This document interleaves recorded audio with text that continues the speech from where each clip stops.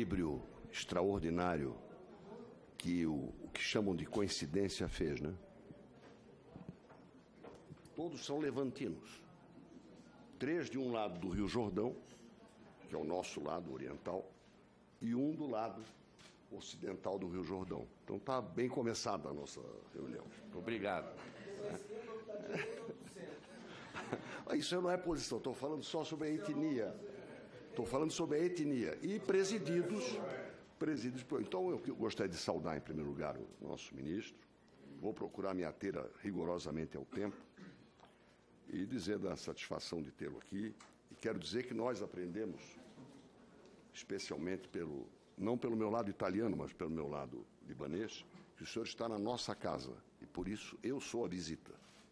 E é como tal que o senhor será respeitado como lhe é devido pelo cargo que exerce e como cidadão. Primeiro, eu quero fazer uma reflexão sobre a filosofia que o senhor nos trouxe. Eu queria lhe sugerir prestigiar um escritor de Santa Catarina, Clodovis Boff, irmão do Leonardo Boff. Mas não se preocupe. Enquanto Leonardo Boff é prolífero, né, e produz 5, 6 livros por ano, até no auge da sua atividade literária, o Clodovis Boff é um esmerilhador de ideias. Eu li, no que o senhor falou razão, eu li sentido. E ele lançou agora o 2º tomo do Livro do Sentido, que fala exatamente sobre o sentido da vida, da sociedade, das pessoas. Eu lhe sugiro acoplar às suas observações filosóficas a contribuição do Frei Clodovis Boff, que é também catarinense, assim como seu irmão, nascidos na cidade de Concórdia.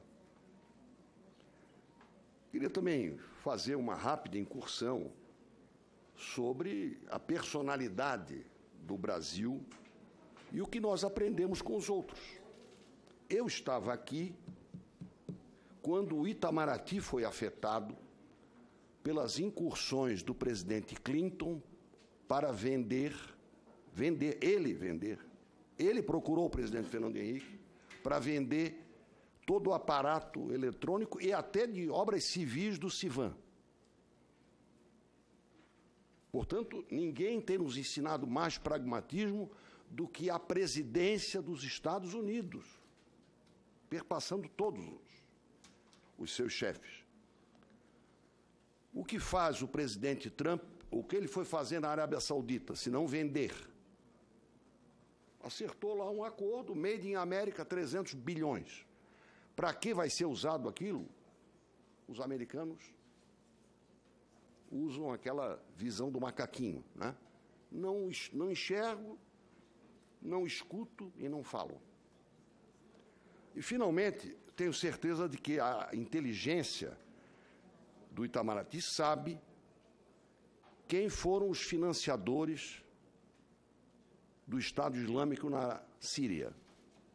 Nós tivemos uma missão de parlamentares, eu fui um deles, e por isso sabe que as coligações mais estranhas, tipo Israel, Arábia Saudita e Estados Unidos, se materializaram ali, naquela dolorosa guerra civil. Gostei muito da expressão incomodar. Por exemplo, eu acho que nós incomodamos quando desenvolvemos tecnologia. E acho que o governo brasileiro tem que atentar para o que nós estamos fazendo. Tecnologia sensível, por exemplo, que é a especialidade de Israel, é a especialidade de Santa Catarina. O Guardião é concebido e fabricado lá, ministro. E não mereceu ainda a atenção do governo federal, salvo pela visita que o ministro Marcos Pontes fez a Santa Catarina na semana passada para conhecer o Sapiens Park. 6% do nosso produto, da nossa renda, deriva da tecnologia de informação e comunicação made in Brasil, como faz o Trump. A minha pergunta é baseada na seguinte frase sua: as relações têm que ter a mesma lógica. E a lógica que determinou a minha pergunta é: os direitos humanos apurados, que foram infringidos, segundo a apuração da ONU, do Conselho de Direitos Humanos da ONU, lá, entre Israel e a Palestina, são diferentes dos direitos humanos que nos sensibilizam na Venezuela? Essa é a pergunta.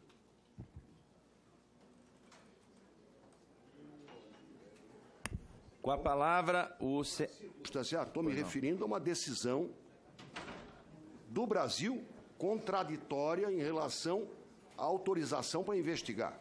Poderei detalhar na réplica, mas Vossa Excelência sabe do que eu falo, porque eu detalhei isso no meu requerimento. Com a palavra, o nobre senador Jacques Wagner, da Bahia. Bom dia, presidente. Sobre as perguntas do senador Espiridion a mim, meu lugar, gostaria só de recordar, eu tive a honra de conhecer o senador em, acho que 1992, em Quito, no Equador. Era o meu tio. Era seu tio? Ah, então tá bom. Parecia muito. E eu me lembro de uma recepção na embaixada do embaixador em Quito, o senhor estava lá, e o senhor explicava o conceito da juventude beneditina, que é o conceito... Exatamente, né? Então, eu, assim... Estou abrindo a boca depois dos 50, que acho que já estamos aí. Mas tudo que eu tenho procurado fazer tem a ver com a experiência e o que eu posso ter acumulado de experiência e modestamente de conhecimento ao longo do tempo e tentando colocar isso de uma maneira que faça sentido também, para usar o termo que o senhor utilizou, que eu acho que é um termo muito profícuo em filosofia, porque sentido significa direção, significa significado e significa sentimento, né? Então, acho que esse contexto filosófico fica muito enriquecido pelo que o senhor colocou, mas muito obrigado.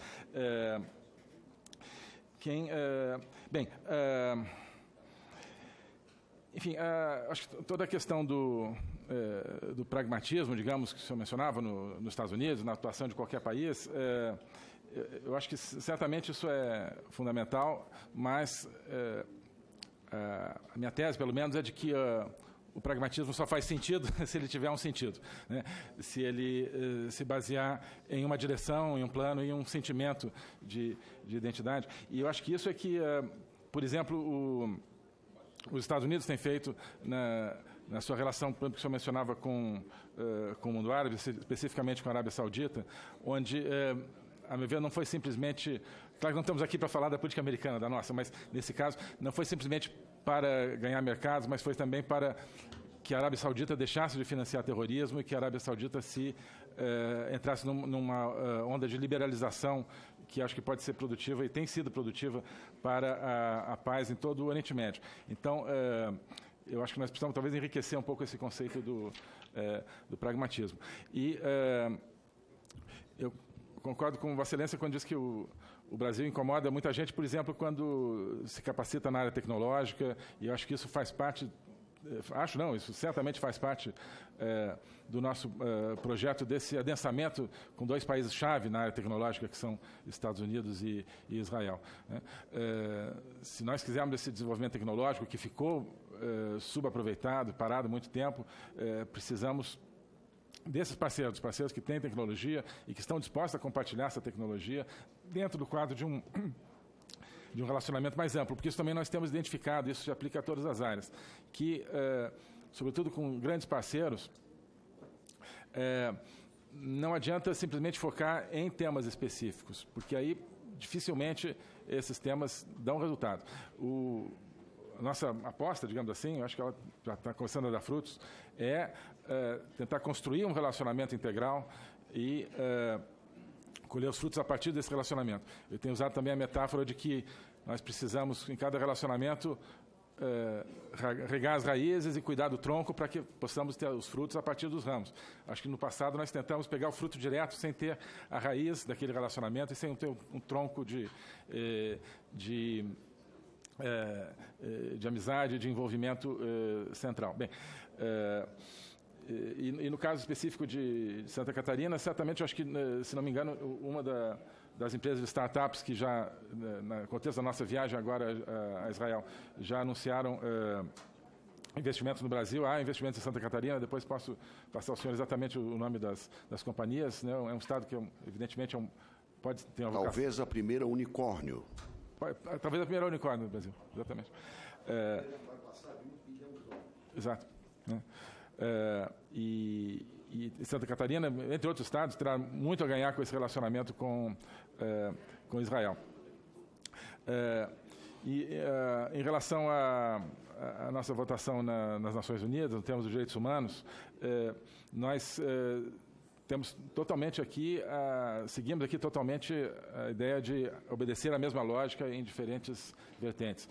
O que nós consideramos é que Israel vinha sendo injustamente singularizado no tratamento do tema de direitos humanos no contexto das Nações Unidas, sofrendo um tipo de tratamento que praticamente transformava Israel num pária da comunidade internacional, não só na Comissão de Direitos Humanos das Nações Unidas, mas em vários fóruns, onde sempre, por exemplo, na Organização Mundial de Saúde, onde se deveria estar tratando de temas de saúde, mas sempre havia resoluções específicas contra Israel ou em outros fóruns. Então, se trata justamente de seguir a mesma lógica e não tratar Israel como um pária na comunidade internacional. É um país onde pode haver problemas, como há problemas em outros fóruns, mas o conceito básico é esse de não discriminar contra um determinado país e não deixar que as situações, claro, que são preocupantes de direitos humanos lá ou em outros lugares, sejam manipuladas com finalidades políticas, como aconteceu no passado. Agora, é claro que, no caso da Venezuela, que o senhor mencionava, são situações que nos afetam diretamente, que estão na nossa fronteira, que estão na nossa fronteira e que, enfim, não só pelo dever de solidariedade que nós temos em relação à Venezuela, mas por tudo que isso pode impactar em termos de migração, por tudo que o descalabro que a Venezuela vive impacta em termos de acolhimento de grupos criminosos, de grupos terroristas naquele país. Então, aqui nós temos o dever, certamente, de atuar em favor do interesse nacional e não só da solidariedade. Mas a lógica que preside a tudo, procuramos sempre que seja a mesma e que faça sentido. Pois não. Primeiro quero agradecer a gentileza da referência ao nosso desrespeito comum à juventude beneditina. Nem o senhor nem eu tínhamos 60 anos e estávamos ali. Eu tive a singularidade de ser eleito governador aos 34 anos, então eu tive que abreviar a minha juventude. As colocações que eu gostaria de fazer... Primeiro, eu queria complementar com a questão da renda. Eu acho auspicioso que Israel tenha alcançado essa renda, mas fico impressionado mesmo. O que me impressiona é que o Vietnã, conforme o anúncio feito ontem, ultrapassou as exportações brasileiras. Presta bem atenção. O Vietnã, lembra do agente laranja destruído, que não conseguia nem exportar peixe, porque não tinha licença ambiental para fazê-lo, e não é exportando matéria-prima. Então, isso é uma singularidade que deveria nos emular. E a segunda colocação que eu gostaria de fazer, para abreviar, é pedir que, nessa questão da tecnologia, o Itamaraty consulte os interesses da nossa indústria, que certamente não serão o de importar produto dos outros, de alto valor agregado. E as cautelas que o presidente Trump, eu até compreendo, tem em relação a 5G, por exemplo, ele não quer deixar, se ele puder dar um tiro no pneu do carro da Huawei, ele dá. É isso que está fazendo. Prende a filha, faz qualquer coisa, para não perder a corrida. Isso pode nos beneficiar pragmaticamente, porque nós não vamos ganhar a corrida, mas podemos participar da grande efusão de produtos e tecnologias que o 5G, que é para agora, para esse fim de ano, derivado da computação quântica, vai fazer no mundo. E eu não vou me alongar. E, finalmente, eu queria lhe dizer que, a respeito da questão objetiva que eu levantei, o senhor me perdoa, mas é altamente contraditório, que eu consiga liderar na América Latina, como lidero, participo da posição de condenar o regime autoritário e desumano até, que lá existe, na Venezuela, e me isole em relação à mesma América Latina, no dia do lançamento da associação, vamos chamar ProSul, ver o Chile votar de um jeito, os outros países latino-americanos votando a favor da resolução que foi gerada por decisão destes países, foi gerada por uma investigação autorizada por nós e outros, mas por todos os países da América Latina, e na hora que recebe o resultado da investigação que eu mandei abrir, sem qualquer fundamentação, voto contra. Isso é um sinal contraditório, não tem nada de pessoal nisso, é um sinal contraditório do país, que é um grave ponto de interrogação sobre o nosso sentido. Obrigado. Senador Jacques Wagner, também pediria que... Tá, não, vou ser rápido. Ministro... Obrigado, presidente. Em relação à réplica do senador Esperidião a mim, acho que o senhor apontou temas fundamentais em termos de, sobretudo, do desenvolvimento tecnológico. Certamente o que nós queremos é trazer tecnologia para que se produza no Brasil de maneira muito mais intensa e explorar essa via com os grandes países que são polos de tecnologia. Obrigado. Bom, em relação ao nosso posicionamento na questão dos direitos humanos nas Nações Unidas, nosso entendimento é de que a investigação que deu origem ao projeto de resolução teve falhas e isso não afeta, portanto, as nossas dúvidas sobre esse ponto específico e o nosso voto contrário à culpabilização de Israel nesse ponto específico não significa em nada qualquer problema que nós tenhamos com o conceito de direitos humanos, mesmo em relação, claro, ao povo palestino e o direito de autodeterminação do povo palestino, a favor do qual nós votamos. Então, de maneira também coerente, inclusive, com o nosso princípio constitucional do direito à autodeterminação. Portanto, quer dizer, acho que talvez tenhamos visões diferentes, mas sobre o mesmo princípio, que é o princípio de seguir a mesma lógica em todos os ambientes.